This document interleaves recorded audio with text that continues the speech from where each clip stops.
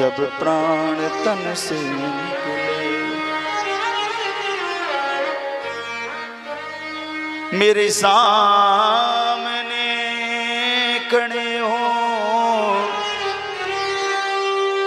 मेरे सामने खड़े हो, जैसे सामने अड़े हो। अधरों पे बंसी धरे हो, जब प्राण तन से निकले। और क्या चाहिए प्रभु मुझे? आप मेरे निकट खड़े हो जब प्राण तन से। एक जीव की चाह क्या होती है? एक भक्त की केवल यही चाह होती है कि मेरा प्रभु मेरे निकट हो, मेरे सम्मुख खड़ा हो और मेरे प्राण निकल जाए। मनुष्य का अंतिम लक्ष्य क्या है? उसका ईश्वर, उसका परमात्मा उसके निकट हो। देखो, संसारिक माया केवल एक समय सीमा तक रहती है हमारे पास। पुत्र, परिवार, संपत्ति, संपदा, पद, ऐश्वर्य, सब कुछ एक सीमा तक हमारे साथ रहता है। परंतु हमारी भक्ति और हमारा ईश्वर हमारे साथ प्रत्येक क्षण हमारे साथ रहता है। इसलिए मैं बार बार कहता हूं, आज देखो हमारे बीच में हमारे परीक्षित जी भी बैठी हैं। अभी कुछ समय पहले हृदयपुर में भागवत हुई थी, बड़ा दिव्य आयोजन हुआ था, कथा श्रवण करने पधारी हैं। तो जीवन का आधार यही है।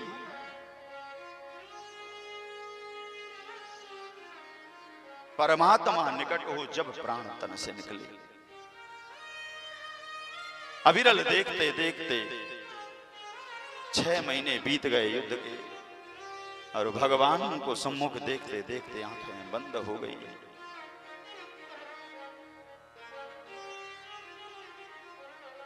धृतरथ चरणेभ्योऽभ्याचलत् गुह्यभ्यो हन्तुमिव गतोत्तरीया।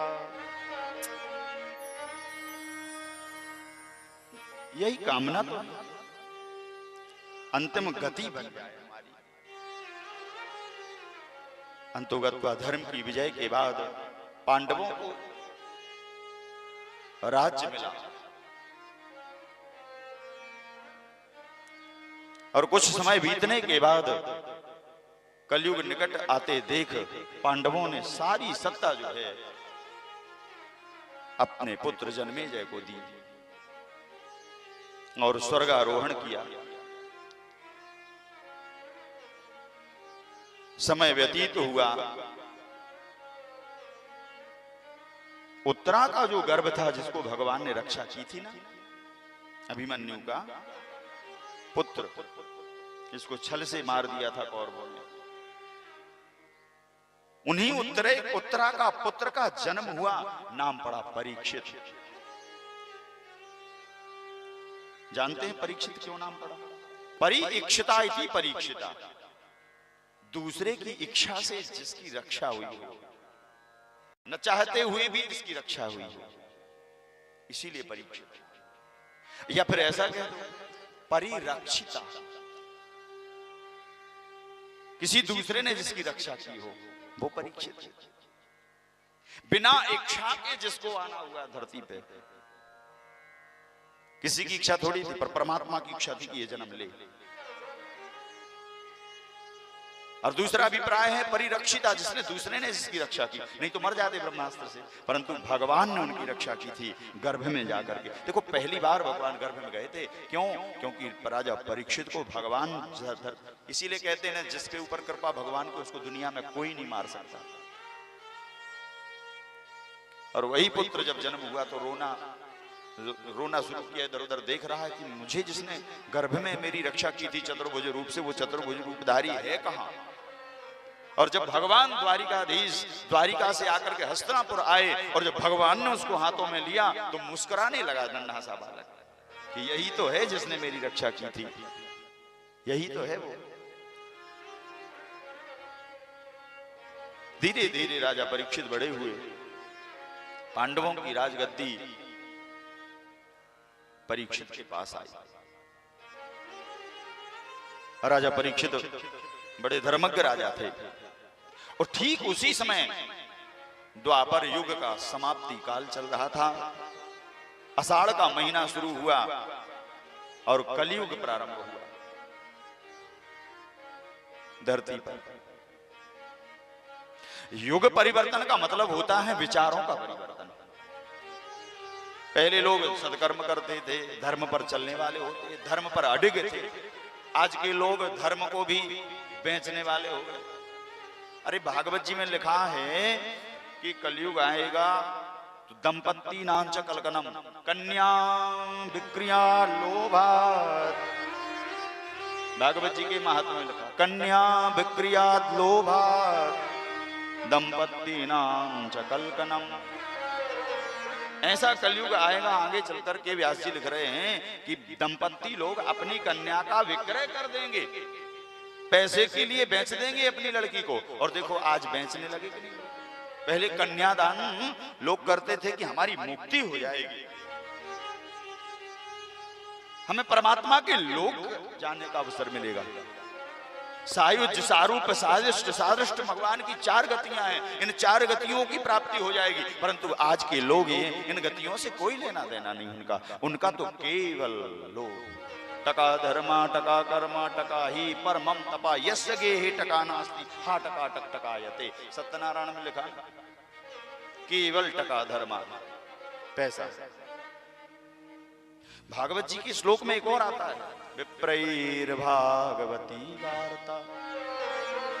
अब पंडित जी लोग नहीं सुनाएंगे, क्यों? बुराई खुद की है, बुराई सब में है। हम एक उंगली उठाते हैं ना तो 3 हमारी तरफ भी आती है, ये ध्यान रखना चाहिए।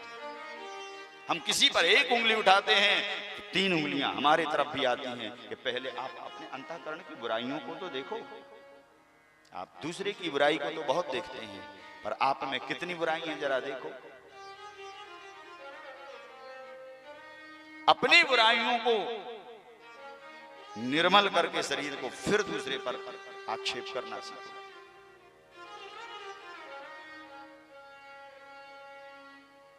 बड़ा सुंदर शब्द लिखा है। क्या लिखा? विप्रैर भागवती वार्ता। भागवत की कथा को कुछ लोगों ने, विप्र लोग, गे गे जने जने, घर घर जहां देखो वहां। क्यों कर दिया ऐसा? कारिका कण लोभेनो, केवल कुछ द्रव्य के लोभ के कारण। कारिका कण लोभेनो कथा सारस्ततो गता। इसीलिए इस भागवत कथा का सार खत्म होता जा रहा है। क्यों? क्योंकि जहां मनाया तहां रख लिया। नीचे नाला है, ऊपर भागवत जी बैठे हैं। धन्य है। कहने वाले तो कह सकते हैं भैया कथा में स्थान, कथा में ध्यान, कथा में मन, कथा में कान, कथा में मन बहुत आवश्यक है महाराज। भूमि का भी अपना एक गौरव होता है।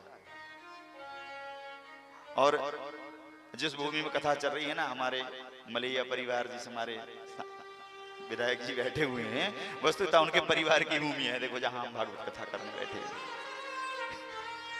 तो मैंने कहा ना कथा में स्थान का भी महत्व होता है। भूमि भी अपना चयन कर लेती है हमको।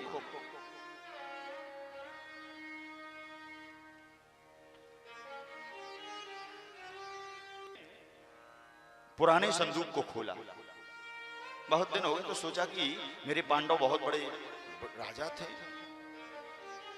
और बहुत से राजाओं को जीतने के बाद बहुत सा धन का संग्रह भी किया था।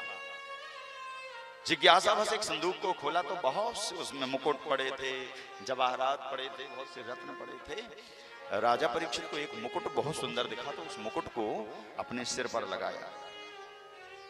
सोचा बहुत सुंदर है। अपने मुकुट को छोड़ उस पुराने धूल दूषित मुकुट को सिर पर लगाया और उसी दिन देव योग से आखेट करने के लिए अश्व पर सवार होकर के आखेट करने वन की ओर चले। और देव योग से उसी दिन कलयुग आ रहा था धरती पर। राजा भटकते हुए विदीर्ण जंगल में पहुंचे। सुदूर भूख प्यास से आतुर राजा एक वृक्ष की छाया में खड़े हो गए। सामने एक वृक्ष के नीचे क्या देखा कि एक गाय और एक बैल खड़ा हुआ है। गाय पृथ्वी थी।